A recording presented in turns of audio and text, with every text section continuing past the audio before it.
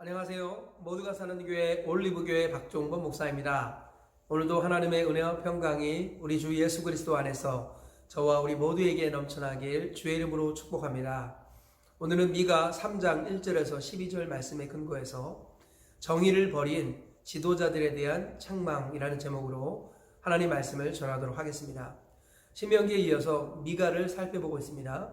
미가 선지자는 이사야 선지자와 동시대의 사람이었습니다. 예수님이 오시기 전에 약 700년 전에 활동했던 선지자로서 북쪽 이스라엘과 남쪽 유다에 대해서 하나님의 말씀을 전했던 선지자였습니다. 오늘 본문에서 미가 선지자는 정의를 버린 지도자들에 대해서 책망하고 있는 말씀을 볼 수 있습니다. 오늘 말씀을 자세히 살펴보시면서 이 말씀을 통해서 얻을 수 있는 교훈을 살펴보도록 하겠습니다. 첫째로 지도자들이 선을 미워하고 악을 기뻐하며 백성을 압제하는 것을 책망하고 있습니다. 오늘 보면 1절 이하에 이렇게 말씀합니다. 내가 또 이르노니 야곱의 우두머리들과 이스라엘 족속의 통치자들아 들으라. 정의를 아는 것이 너희의 본분이 아니냐. 너희가 선을 미워하고 악을 기뻐하여 내 백성의 가죽을 벗기고 그 뼈에서 살을 뜯어 그들의 살을 먹으며 그 가죽을 벗기며 그 뼈를 꺾어 다지기를 냄비와 솥 가운데에 담을 고기처럼 하는도다. 이스라엘의 지도자들이 선을 미워하고 악을 기뻐하며 백성들을 압제한다고 말씀합니다. 그리고 그 근본적인 이유는 그들의 본분인 정의를 버렸기 때문이다 라고 말씀하고 있습니다. 둘째로 지도자들이 돈을 위해 일하면서 하나님이 함께 하신다고 말하는 것을 주님이 책망하십니다. 11절 이하에 이렇게 말씀하고 있습니다. 그들의 우두머리들은 뇌물을 위하여 재판하며 그들의 제사장은 삭슬을 위하여 교훈하며 그들의 선지자는 돈을 위하여 점을 치면서도 여호와를 의뢰하여 이르기를 여호와께서 우리 중에 계시지 아니하냐 재앙이 우리에게 임하지 아니하리라 하는도다. 하나님께서 지도자들 특별히 통치자들과 우리 제사장 선지자들이 돈을 위해서 재물을 위해서 일하면서도 하나님의 이름을 운운하고 하나님이 함께 하시니 평안히 우리를 떠나지 않을 것이다 이렇게 말하는 것에 대해서 하나님이 혐오하시며 그들을 심판하시겠다 라고 말씀하고 계시는 것입니다. 그리고 세 번째로 미가 선지자가 나는 하나님의 영으로 충만하여 용감하게 그들의 죄를 드러낼 것이다 라고 말씀하고 있습니다. 오늘 본문 8절에 이렇게 말씀합니다. 오직 나는 여호와의 영으로 말미암아 능력과 정의와 용기로 충만해져서 야곱의 허물과 이스라엘의 죄를 그들에게 보이리라. 미가 선지자는 당시의 지도자들인 통치자들과 제사장들과 선지자들이 행하는 죄를 따라가지 아니하고 하나님의 영으로 충만하여서 용기를 내어서 그들의 죄를 지적하겠다, 드러내겠다 이렇게 말하고 있습니다. 이것이 오늘 본문의 내용입니다. 이 말씀을 통해서 우리가 얻을 수 있는 교훈을 살펴보도록 하겠습니다. 첫째로 정의를 잃어버리는 것은 생명을 잃어버리는 것과 같다는 것입니다. 오늘 본문에서 지적하기를 지도자들의 본분은 정의를 지키는 것이 아니냐, 정의를 알아가는 것이 아니냐라고 말씀합니다. 그런데 그 지도자들이 정의를 알아가는 것, 즉 정의를 알고 정의대로 살아가는 것에 대해서 버렸습니다. 그 정의를 잃어버리는 것은 생명을 잃어버리는 것과 같습니다. 하나님의 보좌의 기초는 정의라고 말씀합니다.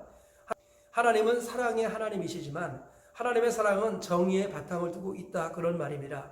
만약에 사랑이 정의를 잃어버린다면 더 이상 사랑이 아닌 것입니다. 참 사랑은 정의를 바탕으로 하고 있습니다.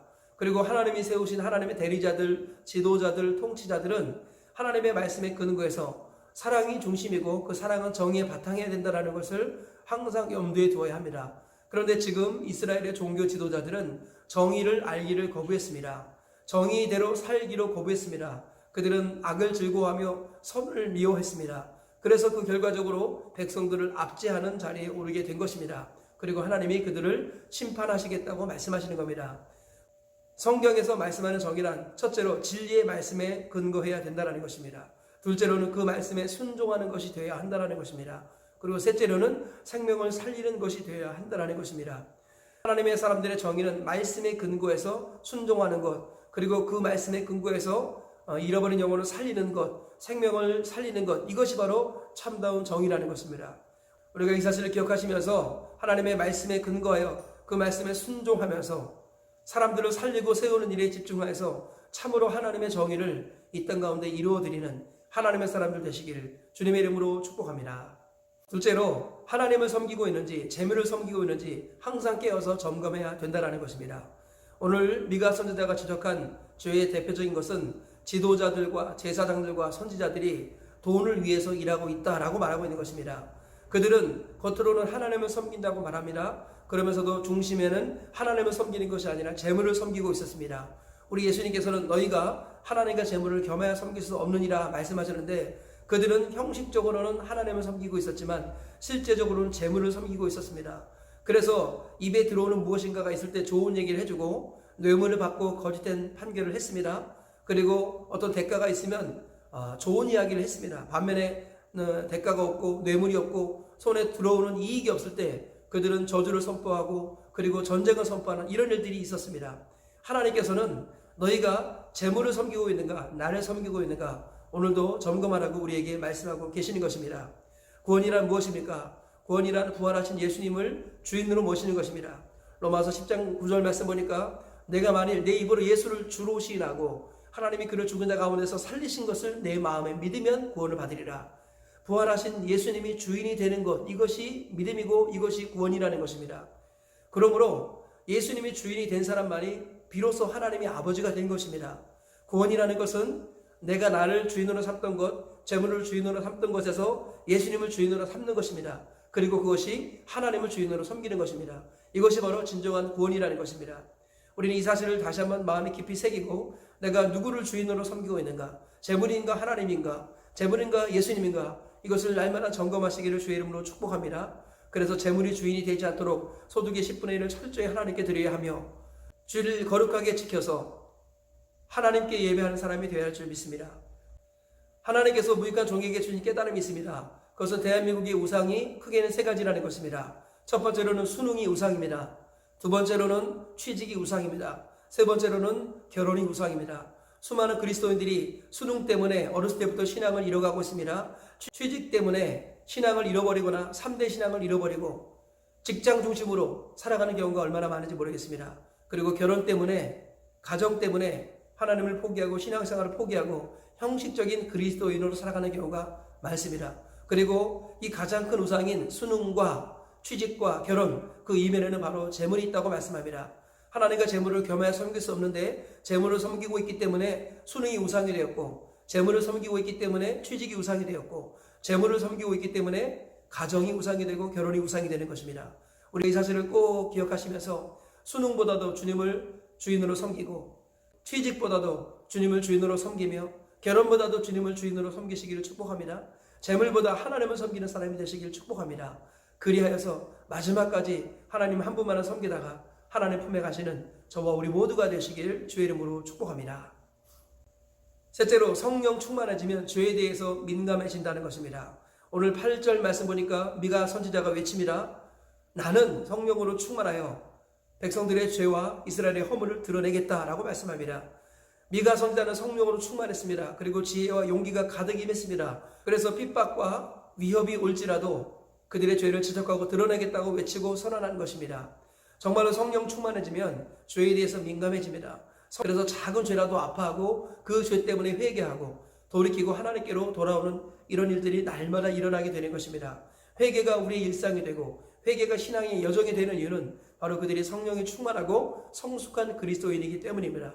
반면에 미숙한 그리스도인, 성령 충만하지 않은 그리스도인은 죄에 대해서 둔감합니다. 회개에 민첩하지 않습니다. 그리고 악한 습관들이 뽑히지 아니하고 죄가 끊어지지 않게 됩니다. 결국은 말로만 예수님 믿는다 하지만 실제적으로는 자기 자신을 믿거나 습관을 믿거나 재물을 섬기게 되는 이런 비참한 그리스도인으로 전락되고 마는 것입니다. 우리 주님께서는 성령 충만한 결과는 죄에 대해서 민감해지는 것이라고 말씀하고 계십니다. 만약에 죄에 대해서 민감해지지 않고 회개의 생활이 약해지고 있다면 나는 성령 충만을 잃어가고 있는 것입니다. 그러므로 깨어서 기도하여서 성령의 충만함을 사모하시기를 축복합니다. 성령이 충만히 임하여서 죄에 대해서 민감해지고 작은 죄라도 하나님 앞에 아파하며 끊어가는 하나님의 사람들 되시길 바랍니다. 피 흘리기까지 죄와 싸우는 사람 되어서 결과적으로는 죄를 멀리하고 하나님을 더 사랑하고 그 하나님을 자랑하는 사람으로 세워주시기를 주의 이름으로 축복합니다. 그리하여서 믿는 것과 하는 일이 하나가 되어 온전한 사람을 이루어 그리스도의 장성한 분량이 충만한 데까지 이르시다가 주님 앞에 가시는 저와 우리 모두가 되시길 주의 이름으로 축복합니다. 말씀의 결론을 맺겠습니다. 정의를 저버린 이스라엘 백성들의 지도자들의 죄를 책망하시는 오늘 말씀을 통해서 세 가지 교훈을 살펴보았습니다. 첫째로, 정의를 잃어버리는 것은 생명을 잃어버리는 것과 같습니다.